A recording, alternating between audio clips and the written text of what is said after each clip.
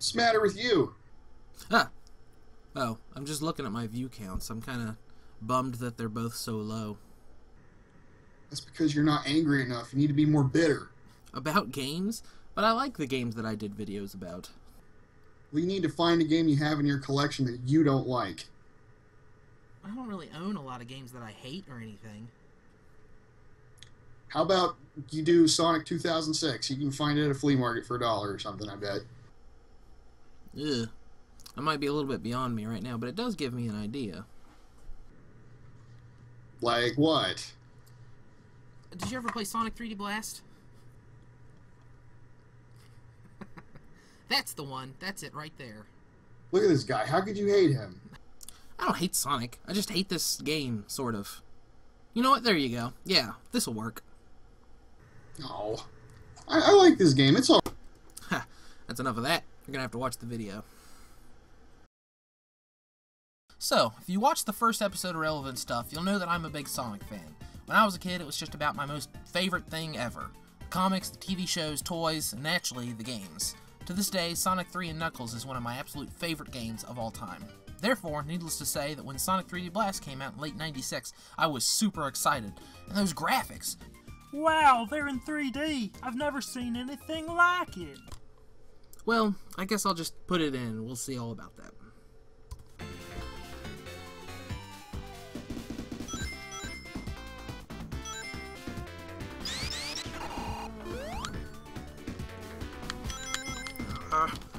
This game controls like a sack of dicks! Wait, did I decide I was gonna use bad words on my... I guess I'm using whatever I want now. Sonic 3D Blast was made by Traveler's Tales, the company you may have heard of lately for all the LEGO games and, well, that's it, actually. I guess you find what works for you and you just make money at it because, well, I mean, why not?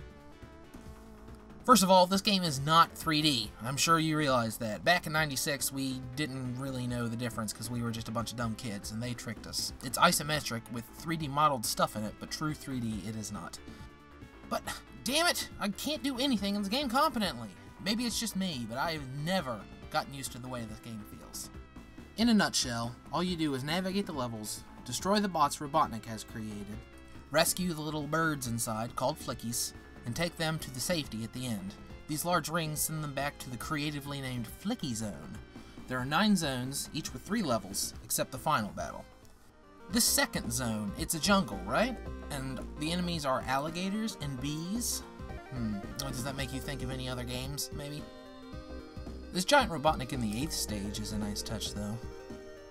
Besides the enemies, there are mines and turret guns and nonsense like that in all the levels. Some standard Sonic fare, like loops and stuff, but because the game controls like complete ass, they take control away from you for all these segments. Are you serious? I'm Sonic. Just let me Sonic.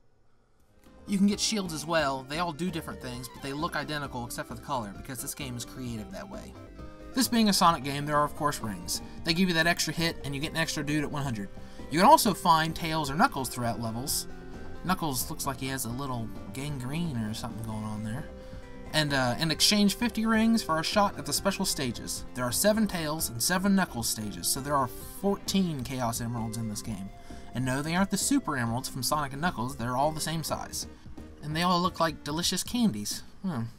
Why Tails and Knuckles don't just hand the emeralds over is a mystery to me. They're supposed to be my friends and or frenemies. Oh, and if you have more than 50 rings and want to go to a special stage, they just take whatever you got on you. They're not helping you out at all. They're extorting you. Assholes. Okay, so we take some money, you have won, we call Shadifa. So let's talk about the special stages, I guess.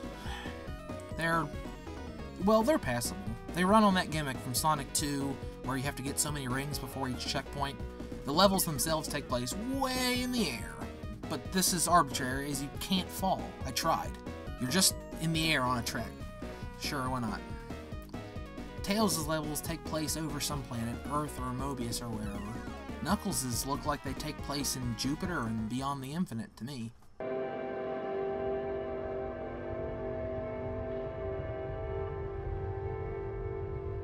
You know, I would actually buy that, though, if it turned out that's where the emeralds came from. Alright, so what the hell is going on in this game? Well, here's the intro cards, eloquently written, naturally. They have an offness that you can't blame on translation, because this game was made by an American company. They sound like a 6th grader's fanfic. Sonic helped the Flickies, and then he and Goku went and fought Robotnik, and then they went and got stuffed crust at Pizza Hut. Somehow, Sonic 3 had no exposition, and it managed to have a way more interesting and complicated plot than this game. You don't get much of a story here. In the instruction booklet, it only adds the bit about the Flicky dimension and that Robotnik made dimension rings. It also contains such thrilling snippets like, Sonic sees the Doctor busily placing the Flickies into his robot shells. Robotnik! Sonic yells. Riveting. So because I was such a little Sonic dork when I was a kid, I also have the Archie Comics adaptation of the game. Is it canonical? Well, who really cares? Oh, but it says right here, official Sega game adaptation. So there you go. Alright, let's see. Sonic's fishing. There's some bullshit about some submarines. Robotnik decides to roboticize birds, which I'm sure is a huge deviation from his normal course of action. Look at this. Robotnik is just skulking around the island, because why not? He doesn't bring a robot army, a huge fortress, or vehicle, just schlepping around, looking at wildlife. Okay, so it turns out they can unroboticize the Flickies with, water? So why can't they do that with all the other roboticized folks in the comics? What? So Sonic and Robotnik fight. Sonic wedgies him. Some other stuff happens. There's a bonus pinup of the final boss doing nearly none of the things it does in the game. It reminds you can play this on your Sega Genesis. Oh boy, I can't wait.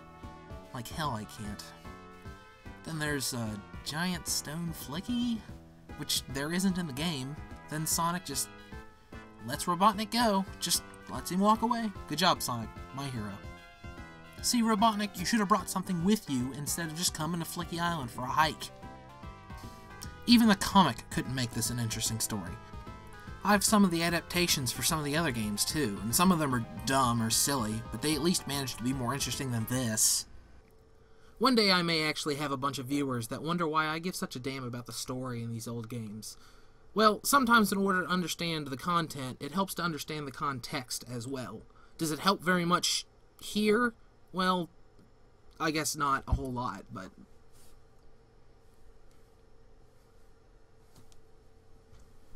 So they didn't only make this game for the Genesis. It was 1996, remember, so there was a Saturn version as well. As you could expect, the game looks a little better. Knuckles' gangrene is cleared up. And this version had an additional composer for the music as well. You know, I'll give credit where credit's due. The soundtrack in this game, in both versions, isn't so bad. It's no Sonic 3, but I guess not all games get to have the king of pop consulting on music. Music's good, but the overall sound design might be, well, lazy. They just reuse a lot of the sound effects from Sonic 3.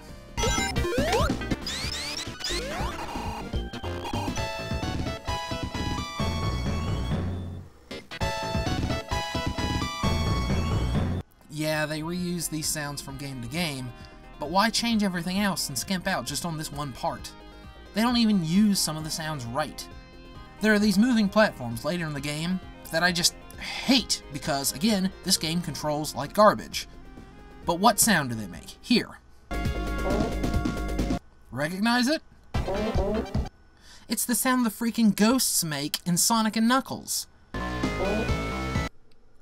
What? Why? Great, now I'm pissed off, and this sound is giving me anxiety. There is one big change in the Saturn version. The lame special stages are upgraded to the special stages from Sonic 2, the game that came out in 1992, the game that was 4 years old at this point. Wow, thanks guys. That style stage is fun, but I don't think we needed more of it. Teams apparently love to rip this idea off though, because as late as 1999 it was used again in Sonic Pocket Adventure for the Neo Geo Pocket Color. Sheesh. This game looks a little better on the Saturn, sure, but I still feel like this game is beneath the Saturn. A Sonic game on the 32-bit platform should have been better than this. We never got a proper one, so I guess who can know for sure, but Knights was good anyway. It's what Sonic Team busied themselves with around this time, I think. On the other hand, though, the Genesis version looks like they were cutting corners just to get it to work. Look at the intro and outro for an extreme example. This game should have been a launch title for the 32X or something, or maybe a Sega CD game. But needless to say, in 1996, they were both has-beens. I'm not an overly critical guy. I know a lot of my points in this video have been a little bit nitpicky, but there is one thing that I stand by absolutely, and that's that controlling this game is a mess. Maybe some folks will come by and they'll inform me that they can control this game just effortlessly. Fine, but even if you can, why play this game at all? There are so many other better Sonic games, and most of them are right here on the Genesis. Well, there are lots worse Sonic games too, though. That's a fact. This game isn't as bad as Sonic 06 or Boom or what have you. At least Blast functions as it was programmed to, I guess. Hey, Blast and Boom sound sort of similar, come to think about it. I don't really think this should have been a Sonic game. I think they wanted to have a Sonic game, probably for the Saturn's launch. But I'll bet Traveler's Tales was working on something like this. Maybe they just had the groundwork in place, just the game engine. Then Sega said, hey, you guys, you want to make a Sonic game? And who could say no to that? This is all just guesses, completely unsubstantiated. But I think it's possible that there was going to be a good game in here somewhere, but shoehorning Sonic in there messed it all up. Suddenly your protagonist has to run super fast, which does not suit this game at all, and you have to have these special stages and design all this extra platformy stuff, which is such a headache in this game. Several times I didn't even know where I was in relation to where I needed to jump to. You know what I would have liked this game to be? Another flicky game. I mean, it seems like that idea was floated, being that flickies are already the main MacGuffin in every level. So here's a little bonus. This game has me wound up, so let's look at a game that I actually like. Let me tell you about Flicky. It's a game that's very simple. You're Flicky, and you're just trying to collect all the little chicks, or the little chirps, keep them safe from cats and lizards, and get them home. It was originally an arcade game way back in 1984, getting a release on the Genesis in 1991. Being an 80s arcade game, it's simple in premise, easy to learn, and has many, many levels of increasing difficulty. It's a game I really do enjoy. Flickies actually make little appearances in many Sega games, including Sonic & Knuckles as part of Super Tails. 4 of them fly around you and eliminate enemies for you. Rad. Well, in conclusion, I don't like this, or this, too awful much. This is better, and I wish this was more like this, or, God willing, more like this and this. 3D Blast isn't a terrible game, it's a terribly disappointing game, and frustrating. Well, for me anyway. Thank you for watching, I'm glad you stayed till the end. That gentleman at the top of the video was Zach. He's got his own videos over here, which are also very good. And over here, you'll find Relevant Stuff, a show I've joined him for a couple times. In the first episode, we talked about Sonic, so, you know, that's relevant. I've done other videos myself, as you saw at the beginning. You can find them here, and also here. Thanks.